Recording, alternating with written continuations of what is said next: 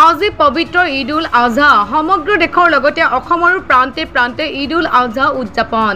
এই দৃশ্য মৰাণ জামে মছজিদৰ প্ৰায় 2000 লোকে ঈদৰ নামাজত অংশগ্ৰহণ কৰি 24খন জিলাত বান বিধ্বস্ত ৰাইজৰ বাবে দোৱা কৰা হয় আৰু এই বান বিধ্বস্ত ৰাইজক সহায় কৰিবলৈ সকলোকে আহ্বান জনোৱা হয়।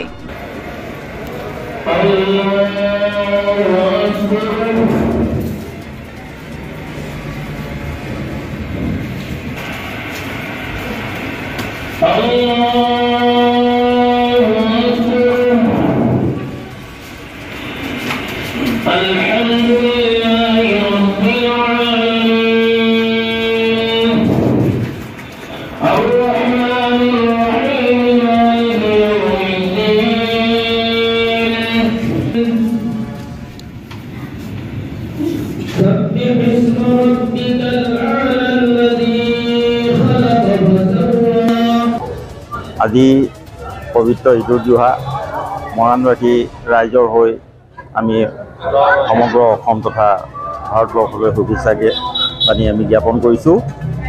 লগতে আমি ৰাজ্যখনৰ শান্তি কামনাৰ বাবে আজি আল্লাহৰ ওচৰত আমি দোৱা কৰিছোঁ আৰু তাৰ লগতে আমাৰ যি ভয়াৱহ বান পৰিস্থিতিয়ে আমাৰ অসমৰ ভালেমান ঠাইত অসম তথা উত্তৰ পূৰ্বাঞ্চলৰ ভালেকেইখন ৰাজ্যতো বিস্তৃত ক্ষতি কৰিলে।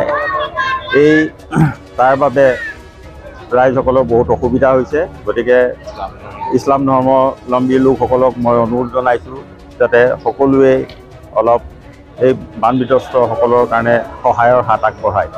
ধন্যবাদ।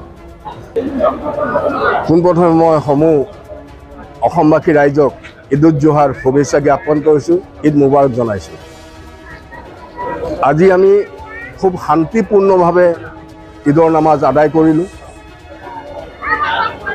এই ঈদটো হ'ল কুৰবানী ঈদ। কুৰবানী মানে উচৰ্গা কৰা, আল্লাহৰ ৰাস্তাত উচৰ্গা কৰা।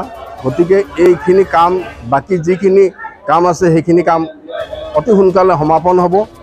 লগতে মই আজি বানপীড়িত 24খন জিলাত যিসকলে জীয়াতু ভুগি আছে তেখেতলোকক আমি যাতে সকলো সহায় সহযোগিতা আগবঢ়াব পাৰোঁ তাৰ প্ৰতি আপোনালোকৰ ওচৰত মই অনুৰোধ জনাইছোঁ, যাতে তেখেতলোকৰ কাৰণে আমি মছজিদত দোৱা কৰা হৈছে যাতে তেওঁলোকে শান্তিৰে থাকিব পাৰে, তাৰে কামনা কৰিলোঁ।